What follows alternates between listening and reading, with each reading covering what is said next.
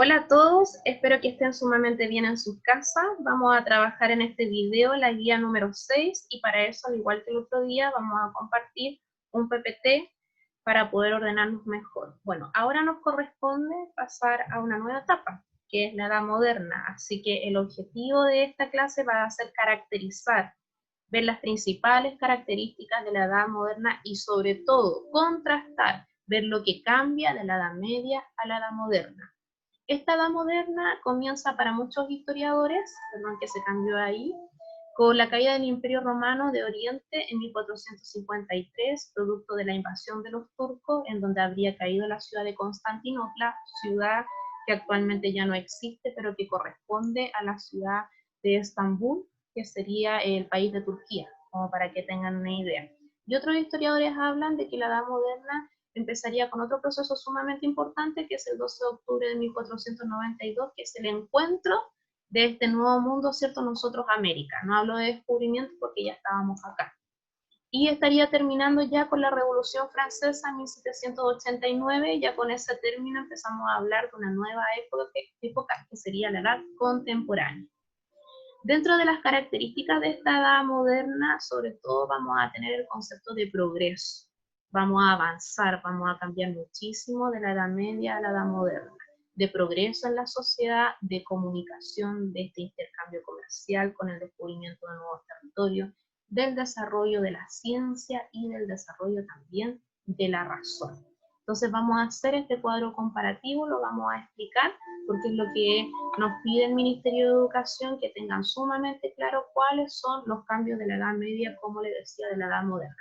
Con respecto a cómo se pensaba la mentalidad europea en la Edad Media, nos tenemos que acordar que es una mentalidad basada, ¿cierto?, en Dios, en el teocentrismo, donde Dios es el centro de la sociedad, en donde la iglesia fue la institución que se mantuvo más importante durante toda la Edad Media, en donde era una iglesia castigadora, en donde todo se veía como un pecado. En cambio, esto va a cambiar radicalmente en la Edad Moderna porque ahora ya no hablamos de teocentrismo, sino que hablamos de antropocentrismo. Es más, hablamos de una ruptura en realidad con la iglesia, con la cristiandad, porque ahora el centro de la sociedad no es Dios, sino que es el antes, es decir, nosotros, el hombre. Entonces las respuestas ya no se van a buscar en Dios, sino que se van a buscar en un método, en la observación, en la experimentación, y ahí empieza a surgir lo que nosotros conocemos hoy en día como ciencia. Ahora, hay que tener muy claro que hay todo un movimiento intelectual que se desarrolla en esta época y muchos artistas no son contrarios a la religión, sino que dicen que en realidad las cosas se tienen que separar. El conocimiento tiene que venir desde la razón, desde la religión. Y la religión se tiene que quedar con el creer, se tiene que quedar con la fe, pero no mezclarse con lo que se tiene que investigar, con el desarrollo de la ciencia, como les digo, etc. A nivel de sociedad en la Edad Media nos encontramos con una sociedad sumamente jerarquizada, es decir, con clases sociales sumamente diferenciadas, en donde en la base tenemos una clase social que es la que obedece, la clase social campesina, y en las cúspides tenemos, ¿cierto?, los que tienen el poder, como por ejemplo el señor feudal. En la Edad Moderna seguimos con esta sociedad sumamente estratificada y diferenciada, pero sumamos otras clases sociales. En la Edad Moderna se consolida la clase social burguesa, la clase social comerciante que había surgido en la Edad Media.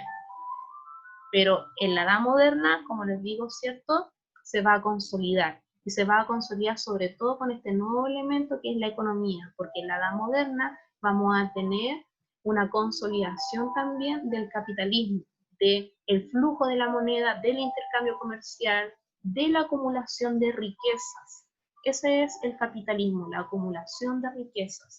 Porque antes de eso, en la Edad Media, como sabemos, nos encontramos con una economía autárquica, es decir, con una economía de autosubsistencia, con una economía cerrada, en donde no hay circulación de la moneda, donde se utiliza el trueque, en donde solamente se consume lo que se produce.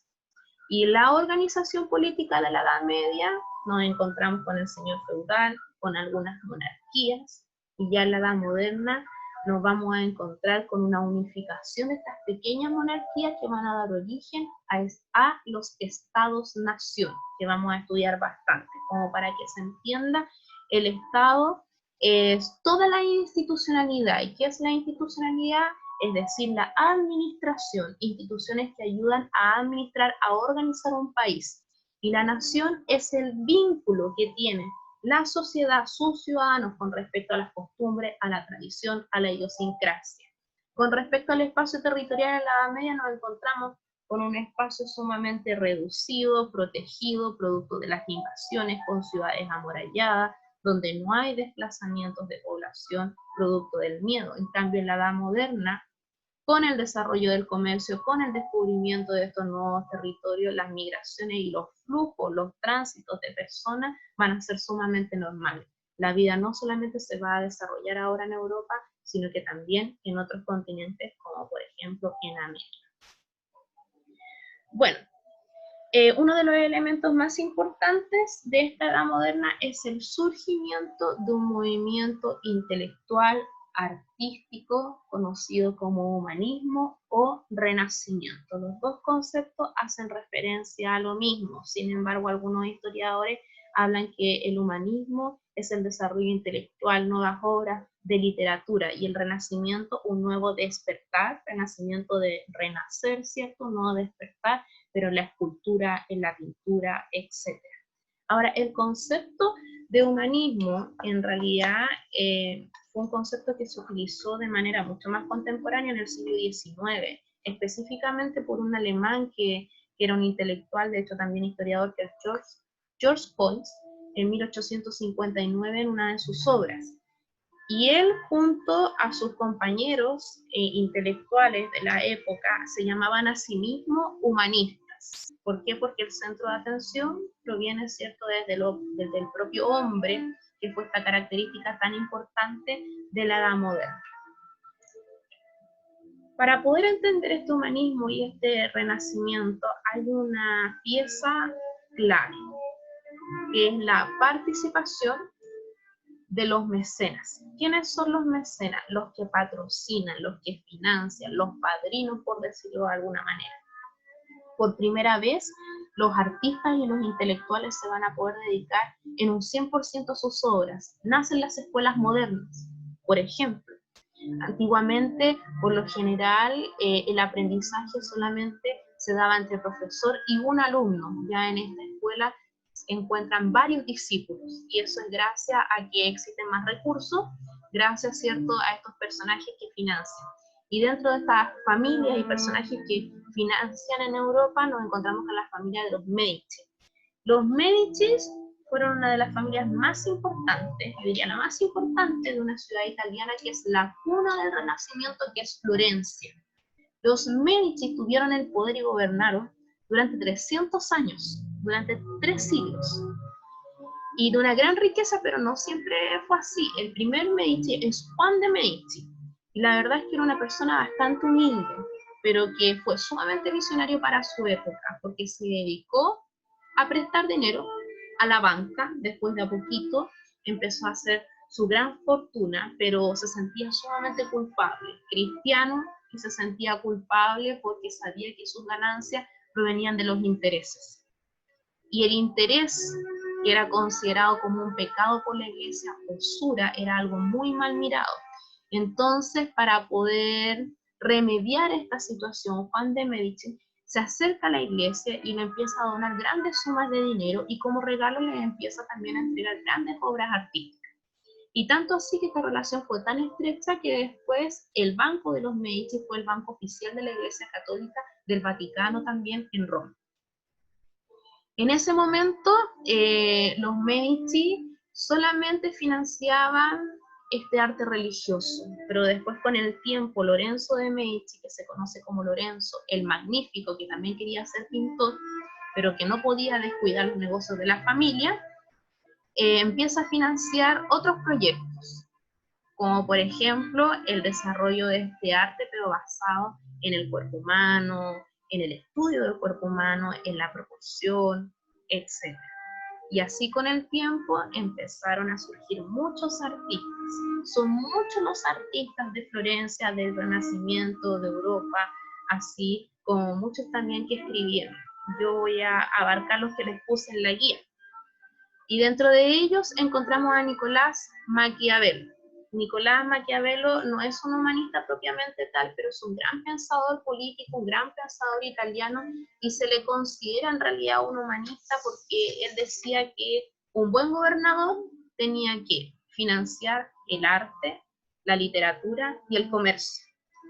Su gran obra, que se llama El Príncipe, fueron los consejos que escribió para poder gobernar.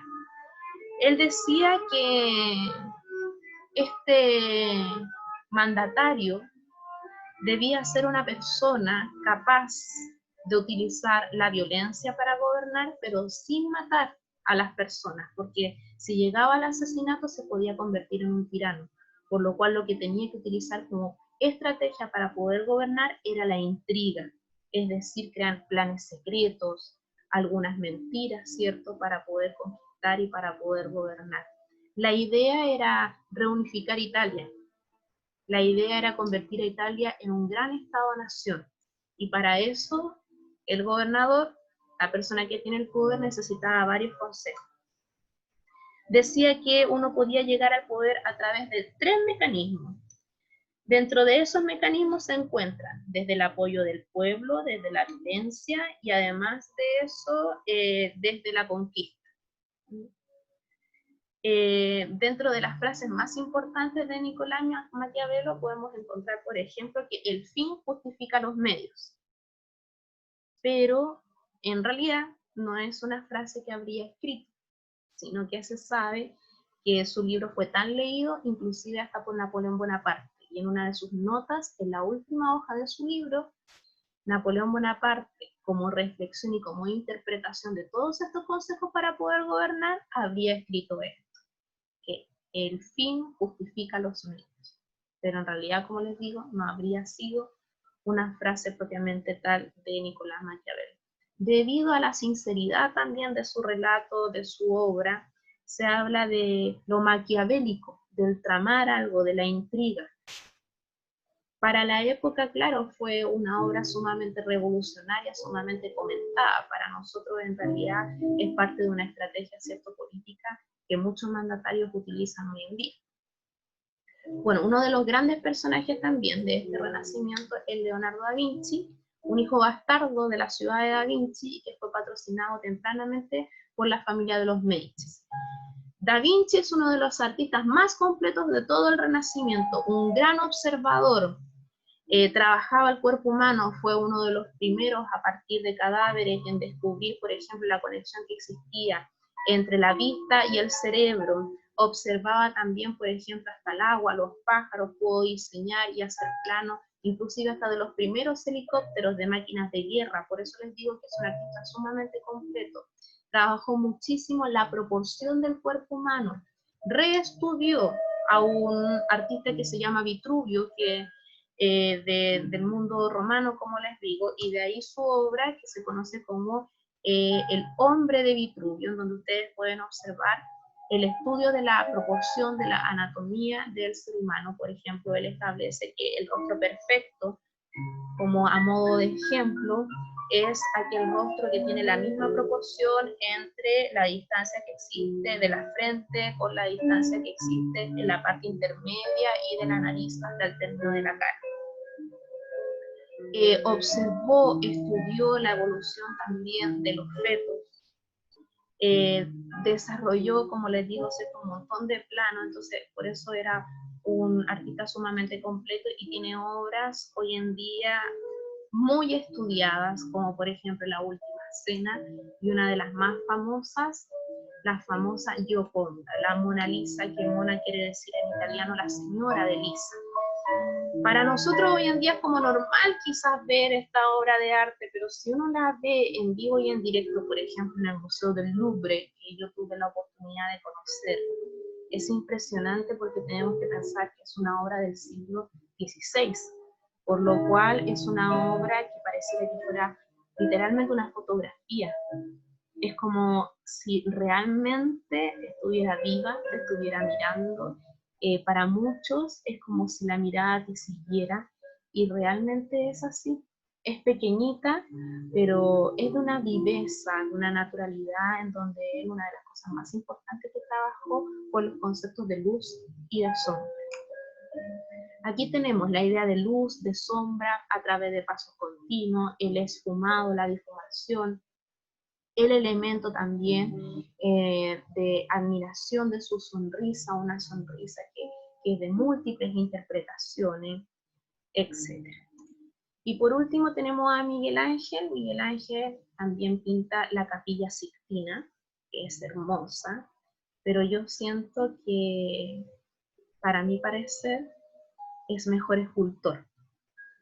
Y también sus obras transmiten una viveza, realmente son como muy cercanas, no tienen nada de abstracto, es como si fuese una copia específica del cuerpo humano. Y de ahí que destacamos, por ejemplo, el David, el Moisés, la Piedad, entre otras obras más. Bueno, espero que les haya gustado este resumen. Las preguntas no están difíciles, así que estaríamos terminando. Les dejo un gran abrazo y a cuidarse, que está todo muy complicado. Espero que esto termine pronto. Así que nos estamos viendo.